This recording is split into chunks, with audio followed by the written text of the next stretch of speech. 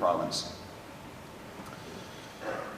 It's my pleasure to introduce our guest keynote this morning, Shelly Terrell. And I have to say, on a personal note, I've had the pleasure of knowing Shelly for quite some time. We've been connected on Twitter, and it's been great for me to personally learn from her and follow along her professional learning journey with her. But Shelly is a teacher, an e-learning specialist. She's the the 30 Goals Challenge for Teachers, and Learning to Go lesson ideas for teaching with mobile devices. She's had the privilege of training teachers and teaching language learners in over 20 different countries at this point in her career. What a fantastic accomplishment.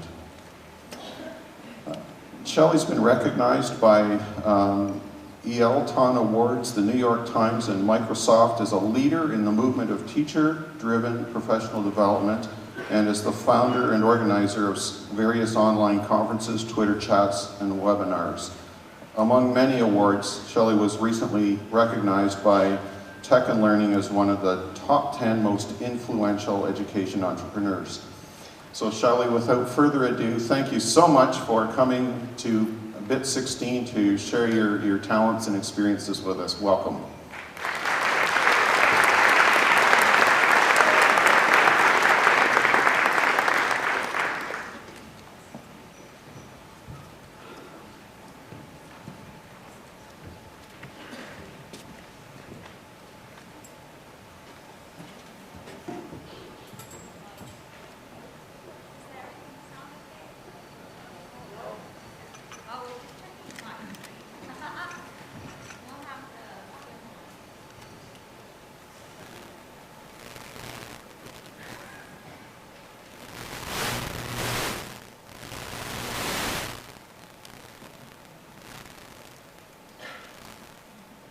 Hello? There we go.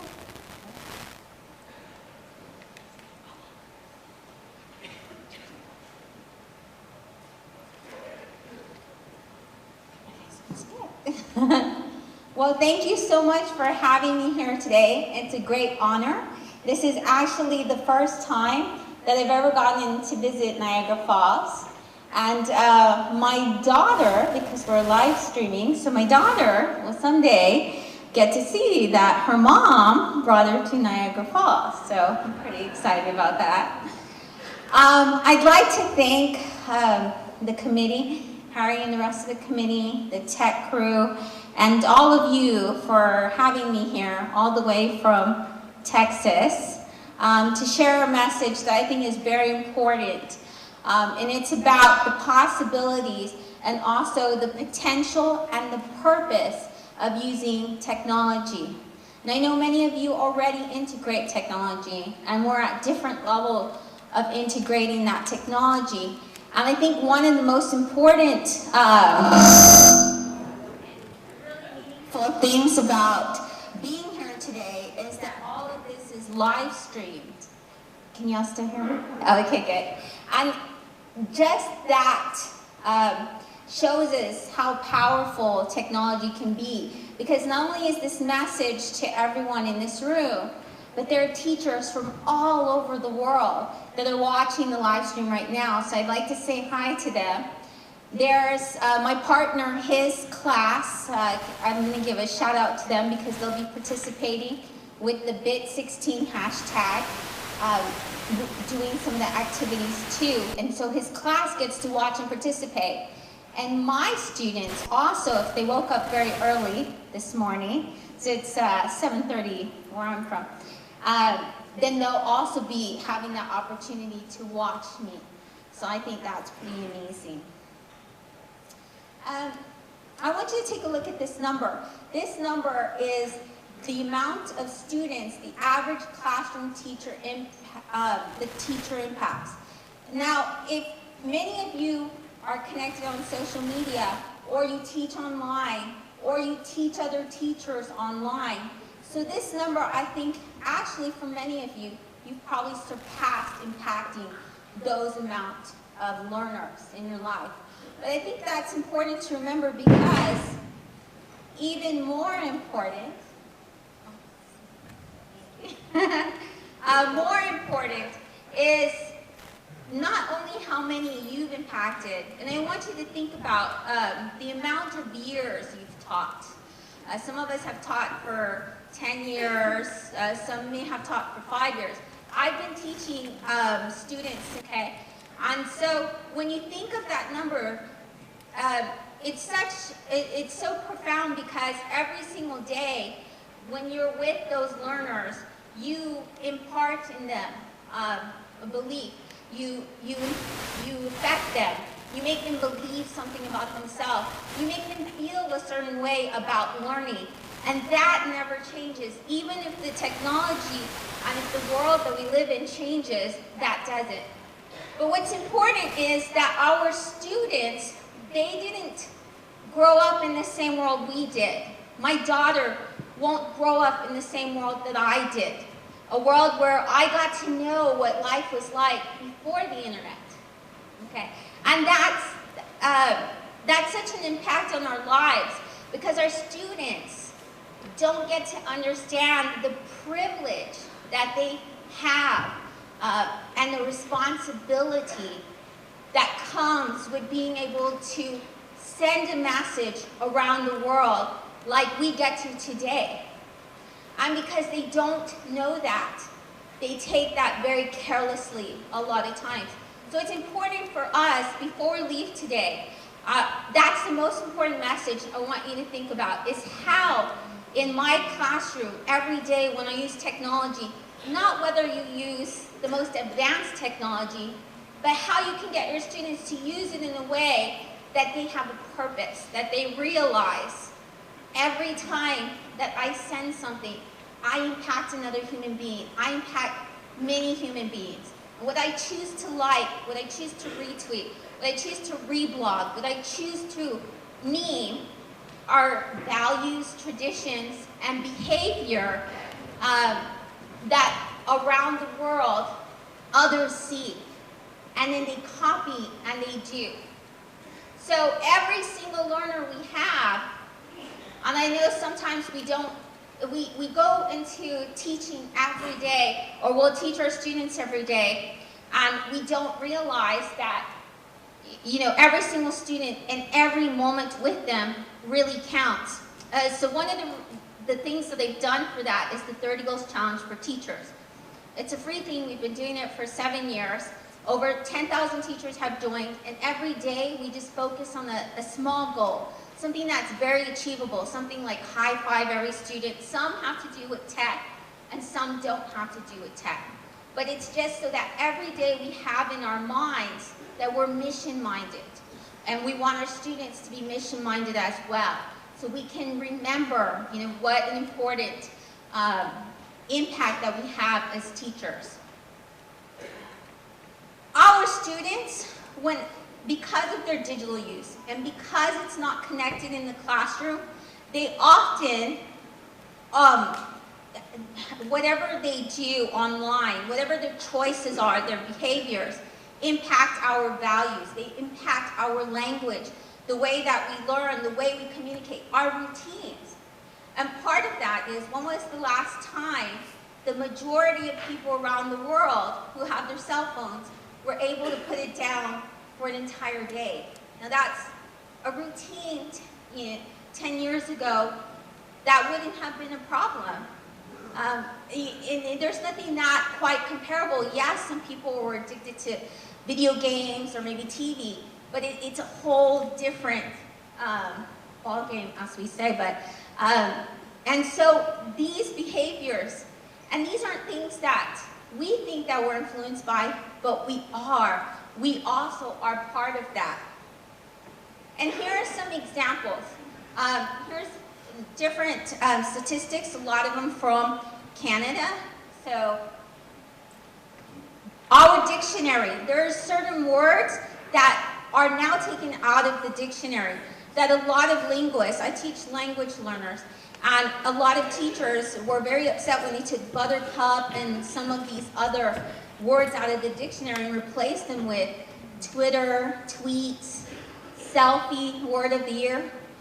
But when our students do get a vocabulary word or a change in the dictionary, it's not only a change, it's a behavior. Selfie is not only a word, it's something that most of us have done, or we know that people do. Okay, so it's an action. When we tweet, or that's an action. So all of this comes with cultural and action as well. It's what society is doing as well, and that's why they put it in the dictionary. Another statistic. Okay, this one show us. A Canadian study was performed, and it showed that thousands in medical journals thousands of papers cited Wikipedia as a source. And that's a very simple way of showing how what we learn and what we do is very different as well, because now that's accepted. But there are some good things as well. Students or those that use emojis, and we might think this is very silly, but they actually, in 2015, were able to make it multicultural. There's one girl that's 16 right now, and she's trying to get an emoji that looks like her. So there's a lot of things that our students and the young generation is doing to really try and change the world. And just last week is when the use of mobile, accessing the web on your mobile device, actually surpassed using it on a laptop or computer. So we have a lot of changes taking place. There was another graphic that's not coming up, but according to the Youth Canadian study, 70% of youth had reported that they were called mean names, or that they were cyberbullied, but that most of them didn't see that as a big deal. And that makes me sad, because I think that is a big deal. So I think that definitely speaks with our traditions and our values. So I do believe that this is the thing that transforms technology, which is us showing our students what it means to be a human being. And it's not, I think that's what we need to focus on in the curriculum, but it's not that they haven't done that already. Our students do realize that there are problems with technology. They do realize that sometimes they're on their phone too much. Or they do realize that bullying sometimes goes way too far and has serious consequences. And they do realize that the world can have peace and that they can make a difference. And one way that you can see that is by the way they use certain things that we might think is silly, okay? Like emojis, emoticons, text speak. All of those are important to humanizing our digital experience. And the reason why is because our students realize that when they're on their cell phones or their mobile devices, that they're like this, okay? And the idea is interaction. I actually asked my students to name pros and cons about using mobile devices. And the students did name and mention, they said, well, when you're at a party, we think you shouldn't use your phone. You should be talking and having conversations with others. So they did, my college students recognize that. That is something they recognize. But one way, so they don't miscommunicate and they can show emotion, is through emoticons. And this has been happening since 1986, actually. So I want you to take a look at this, okay? And you can just shout it out. What are the ones that you recognize here? Okay, so how about the first one up there? Okay, how about is that a good sign? If you get this in a text message, is that a good? Okay, yeah. How about this? Would that be positive or negative? So we can tell. And people around the world, those that are in the live stream right now, all over the world, we're understanding understanding this language. And I think that's pretty powerful, that our students, and even us, and we've been doing this for years, have developed an international language. We can communicate this way. And so that's amazing. Okay, sometimes people don't know the SMH. Anyone? Okay, a little bit louder there. Okay, shaking my head, yes. That's when you're like, when you see something on Facebook, a status, and you're just like, let's see, TMTH? Too much to handle. Okay, good. Now you can find a lot of emoji activities that I've come up with for students. If you go to shellyterrell.com emoji, if you look at the bottom, and also on the hashtag bit16, if I did it right, then I'm tweeting these as well. So even though I'm up here. So hopefully that worked. But you can also use this in ways that teach STEM, okay? I want you to try and figure out what this word problem, what's the answer to this word problem, okay? And a lot of us work, I know in Canada, you have a large number of refugees you accepted, you have a large number of language learners. And this is a way to get students to be able to problem solve math. They're being able to decode, detect, and really try and decipher word problems by visualizing them, okay? So I'm gonna show you the answer. You can whisper it to your partner, just in case you may have not gotten it right. Okay. Go back.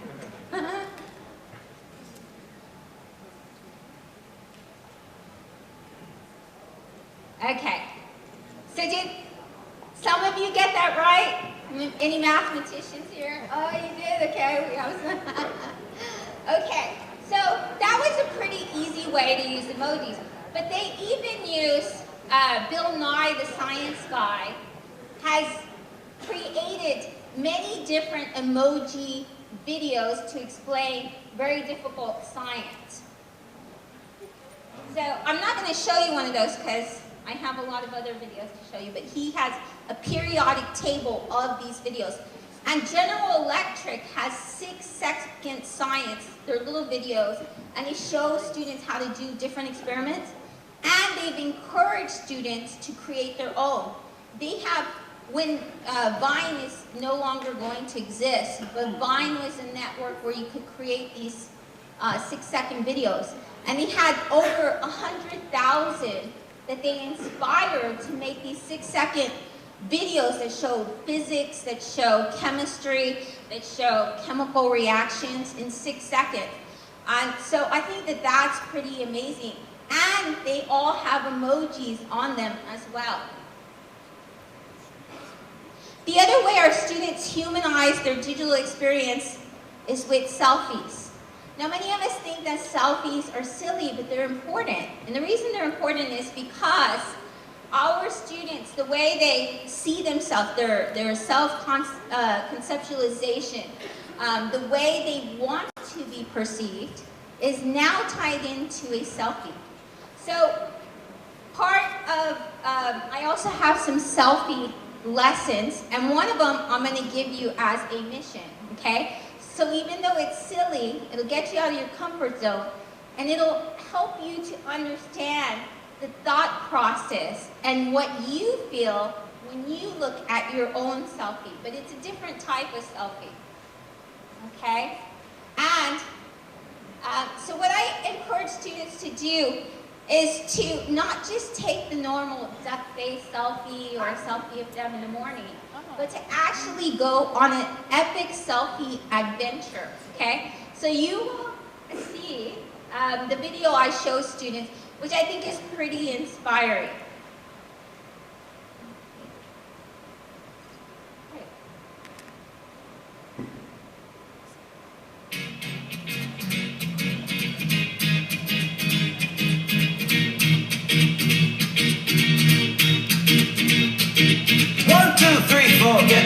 out the door. I'm alive, 6, 7, 8, feeling great. Now I'm gonna shine, life is good. I'm doing fine, and gonna do it right and do it, yeah. I look into the sky with all the beautiful color, but there's more than just for me, so gonna share it with another. I got to show, to give, let out. I want to sing and shout, take a look and see a beautiful morning that turns into a beautiful evening, and together make a beautiful life. And if you wanna sing, then come along with me, that's right. And if you wanna do tomorrow, it's pretty simple, gotta find the one to follow. And if you do, you have a future real bright. And it's a combination of consistency. Come on and say, oh, oh, oh, oh, oh, oh, oh, oh, oh, oh, oh. Come on, come on, come on and sing, yeah. Come on, come on, come on and sing. Now that was just part of it. He has much, much more. But I'd like students to see this and ask them the question, what selfie did you like the most of his? How are his selfies different than your selfies? And then to encourage them to go have their own selfie adventure. And the way they can do that is I show my selfie adventure, and I have 2 templates. One is for teachers to have a conference selfie adventure. Take a picture with a selfie with a new person you met at the conference, okay? And you can tweet it with the hashtag bit16. And my partner's class, his class is actually going to be doing some of the selfies and posting theirs as well. Another one for you is maybe an author that you find here, maybe a vendor that you really like their product, or that's one of the tech things that you're really excited about.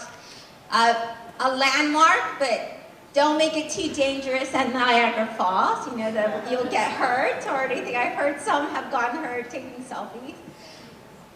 A food item that you think is something that should be tried here. And what this does is it gets you to do something that you normally wouldn't.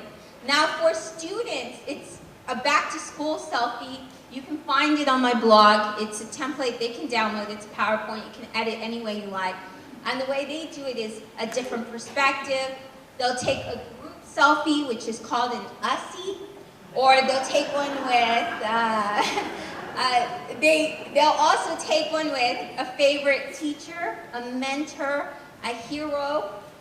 So you can do it any way that you want. You can do science, element, anything like that. And for little kids, I actually made for young learners, because I've taught learners in over 20 countries from 2 years old all the way to, I say 80.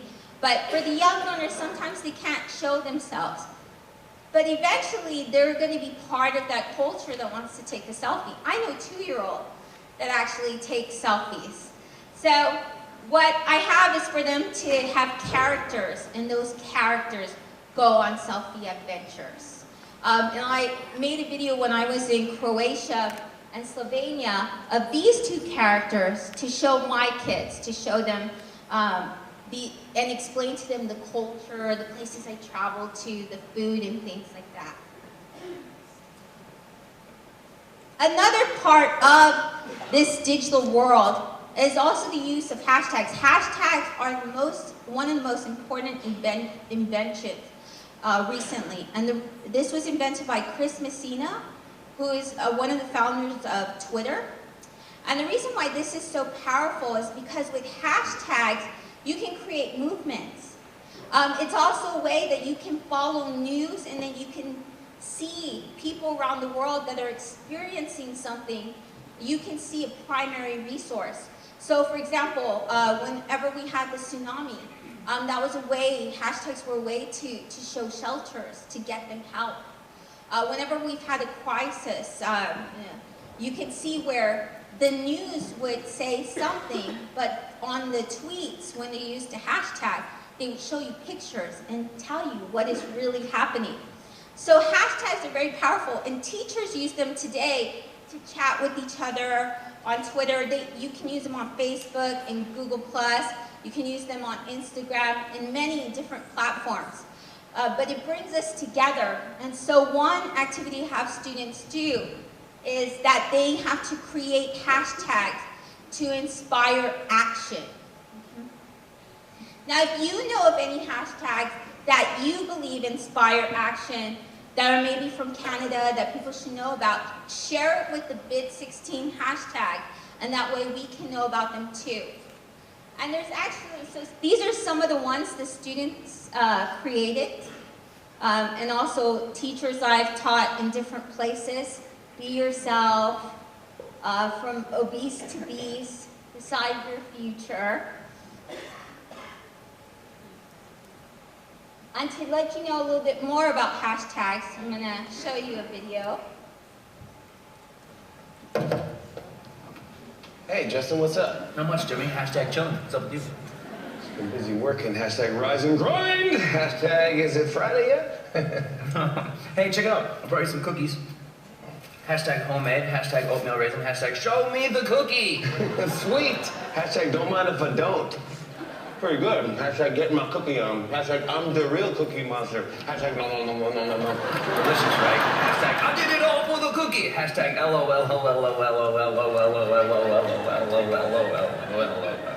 Hashtag classic. By the way, did you catch last week's episode of Duck Dynasty? Hashtag quack quack. Nah, lately I've mostly been watching Netflix. Hashtag orange is the new black. Oh, nice. I've been watching a lot of Barney the Dinosaur. Hashtag purple is the new black. Hashtag I love you, you love me, we're a happy family. Hashtag I'm 38. Hashtag dinosaurs. Hashtag I'm gonna go extinct. Hashtag meteor. Hashtag ice age. Hashtag speaking of ice age, I just watched Ice Age on demand the other day. Hashtag funny. Hashtag Ray Romano. Hashtag Deborah.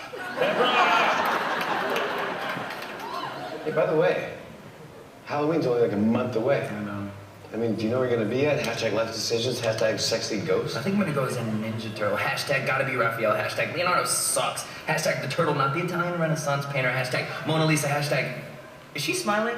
Hashtag speaking of smiling, I just saw my dentist. Hashtag bling. Hashtag dental care. Hashtag cavity free. Hashtag that's how we do. Hashtag we go hard. Hashtag we can't stop. We won't stop. Hashtag we run this. Hashtag true plays for life. Hashtag is it worth it or let me work it. Hashtag put my thing down, flip it, then reverse it. Hashtag is there for me never get. Hashtag is there for me never get. And as teachers and educators here, there's some really great hashtags for you to connect with other educators. Of course, you can look at the Bit16 hashtag. You're gonna see, if you miss any sessions, the great thing is that there are gonna be some wonderful educators here who share their slides, who share their notes. You can share your slides and notes. And that's really wonderful because let's say that you only have 10, 15, 20 people that show up to your presentation. It's a way to get others to connect with you who may have not even known about the presentation, okay? There's also a lot of different places where if you want to just stay up to date and see free resources, also to learn about bloggers that are in your field, that are doing things with similar students, then you can look at any of these hashtags and they're gonna be really great. Now all of the slides, and I'm tweeting these slides, okay? So supposedly this is working. But also, this is available if you go to shellyterrell.com/bit16, okay? And I'll show you that at the end as well, so you'll have that available. So we've seen digital world and we've seen what students are doing and what the world is doing. So I think a very important question for us to ask is, what does it take to be a teacher, a transformational teacher now? Well, what are the qualities that we should have? And so I think we can go to a leader who is also a really great teacher and see what he thinks. I think you'll recognize him. First of all, a good teacher is extraordinarily curious. We're very enthusiastic about our own learning. Maybe it's being surrounded by young people who are learning every day, but we ourselves as teachers are extremely curious about the world and always trying to pick up new facts, new ways of doing things, new ways of solving challenges, new ways of explaining complex issues. Curious about it, and I learn from it, and I then am able to turn around and explain what it is that I learned, because a good teacher, whatever it is they learn, they can then turn around and teach. And I think that's something we need a little more of, particularly because teachers, the best ones, aren't folks who stand up at the front of the class with all the answers and sort of dole them out here and there. A good teacher isn't the person with all the answers. A good teacher is the person who listens to the needs of their students, listens to the community they're serving, and figures out how to empower their students. So he didn't say that you have to know or be using or doing coding, and that stuff is great, or wearable technologies or virtual reality, which are all amazing things. It's not that you have to keep up. And I know technology is a huge learning curve for some of us. Some of us jump into it and we're just kind of geeky like that. We just love it. I'm one of those that I just want to learn so much. It makes me really excited. That's just something I do. But it's not something that you have to, you can have a learning curve with, okay? But what were the most important traits that he talked about? Curiosity, not knowing all the answers, and being okay with that. And a lot, I know speakers that you've had in the past, Angela Myers, George Kiros, some of these speakers will tell you the same thing. They'll tell you the same thing I've said. And many years ago, if you attending conferences, you would have heard the same thing. A great teacher is someone that doesn't know all the answers. And I think the other part that he says is the ability to listen to our students and be able to empower them. I think that's especially important with technology as well.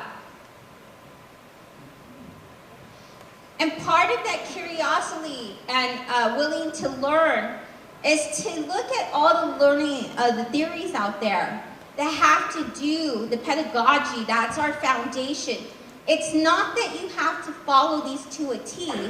It's not that you have to be perfect at the SAMR model or the RAT, or have it all together, write a 12-page lesson plan that's designed in a TPAC template.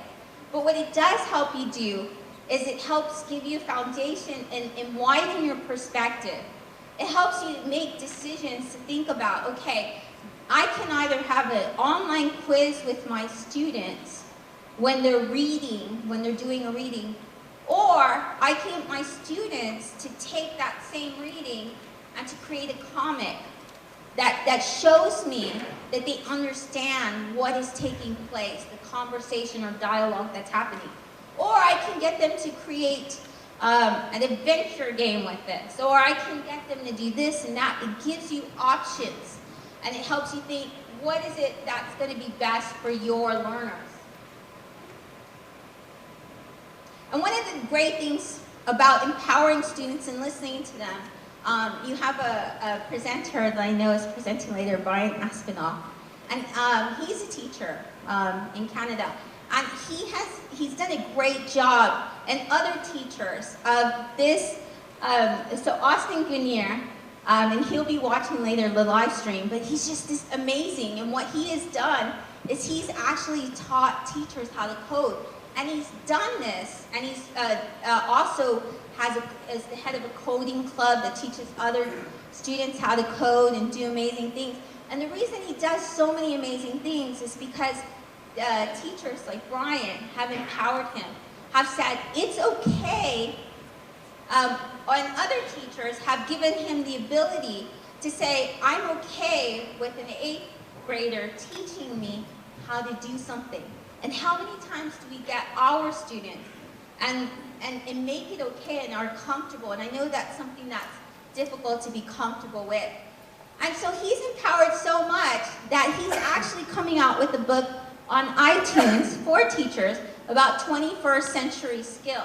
So you can follow him on Twitter, and you can learn lots and lots from him. The other part about learning and being curious is taking risks as a teacher. And part of those risks are how many different types of, here are your possibilities of what you can do with technology. And when your students get to use technology in different ways, they're also seeing their potential to create, their potential to tell stories, their potential to share about themselves, their potential to also be innovative and inventive. So we have done a few of these things this semester in my class. I want to show you one of the things that I've done. And the reason why I want to show you it is because I want you to see that it's not like, wow, that's something amazing that I couldn't do. So my students, one of the things that they did is they recorded themselves. They did the audio recording where they did it as an interview. Okay, so that's that. And so part of that interview, we'll just get there. So you can hear them. Now remember, they're language learners. They only had to ask each other 4 questions. Okay, we are making an interview to Saul Flores. He is from Mexico. He is 21 years old, and the topic is the great question to anyone. And the first question is, who has been the most important person in your life? Can you tell me about him or her?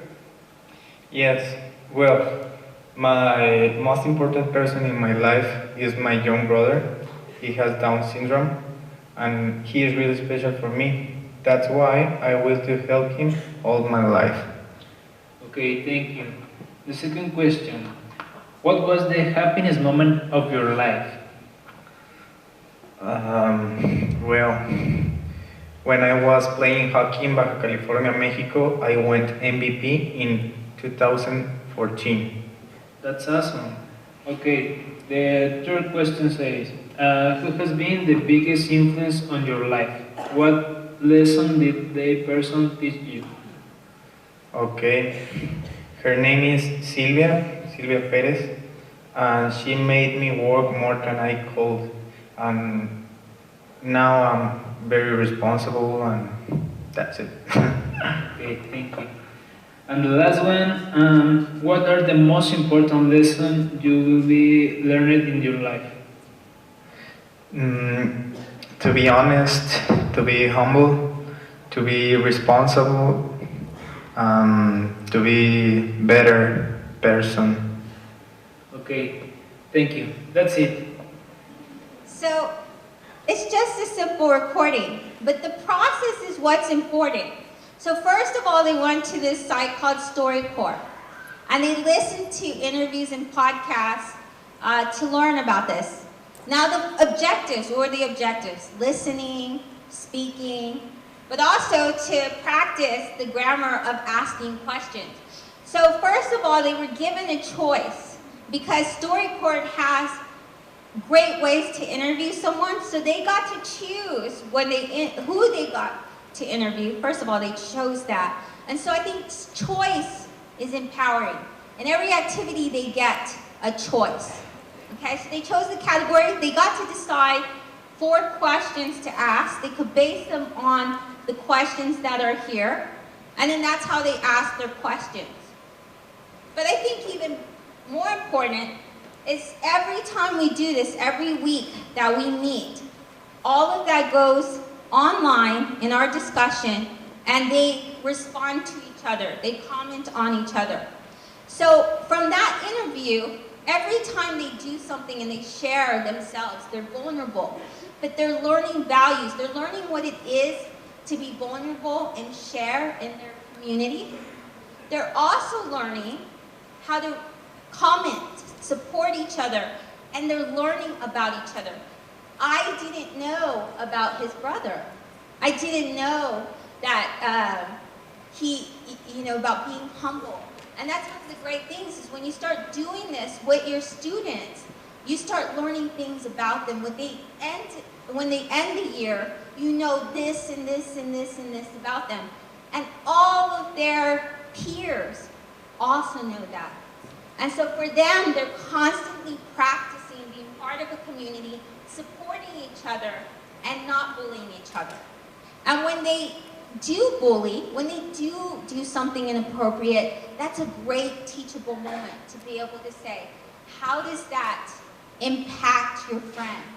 How does that make your friend feel? And is that something that you really want to bring to the community? So I think that's important as well. And I think that's what transforms a lesson. Because if you did this with paper and pen, not that that's bad, we started with paper and pen, but I couldn't do all of this. I couldn't listen to all of them, learn about them. I couldn't learn about each other. I couldn't have them also practice the speaking. I couldn't do that as fast and as quickly as well, or build that online community. So I'm going to leave you with these 4 things before I go, and that I think are the keys that I want you to leave with. Which is, with technology, it's really important to show our students there's so much possibilities. Because when we were introduced to the internet, that's what we felt. We were amazed. We thought, wow, there's so much possibilities. What can I do with this?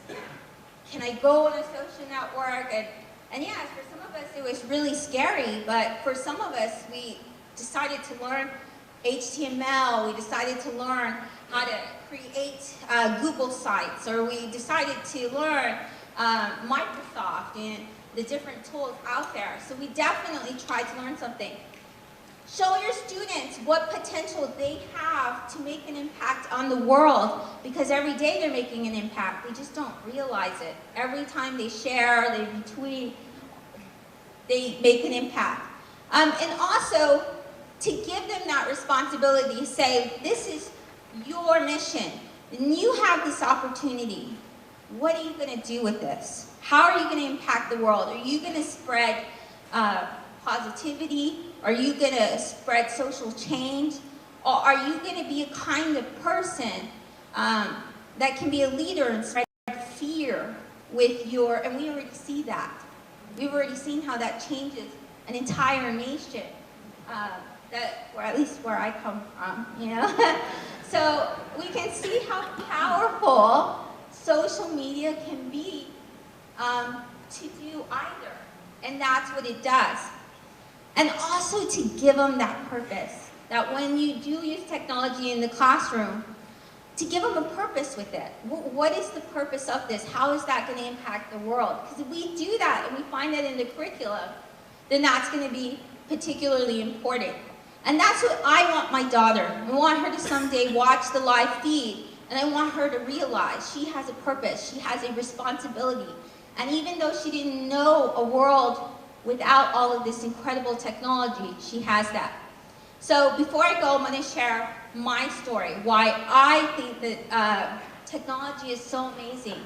So I'm a first-year generational college graduate. My father, he had me and my 4 sisters. And our family before that, his parents dropped out of school when they were 11 and 12. So my father didn't know how we were going to graduate from college. But since the day I was born, my father has been telling me, you're graduating from college. You're graduating from college. And so he empowered me. And he gave me a purpose. I remember the first time that I walked into the college, and I had graduated from high school and I got into college, and I saw this whole entire lab of computers and Macs, actually. And I thought, wow, this is so amazing. There's so much that I can do with this. And I saw the potential of what could happen. And I didn't think, okay, people from my area, my neighborhood, barely graduated from high school.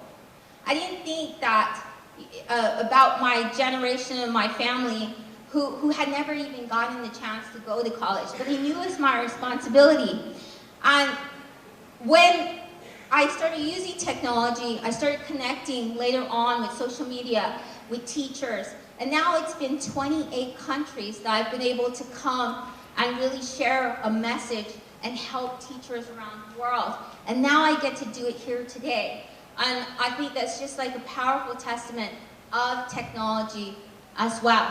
So I have you all to thank for that, for sending me here, but also for recording it and letting teachers all around the world listen to this message as well. So thank you so much for having me, and check out the amazing teachers out there. There are some really incredible, I only touched the surface, but there are so many workshops, there's so many things that you can do today to really dive in to those areas that you think are exciting. Thank you.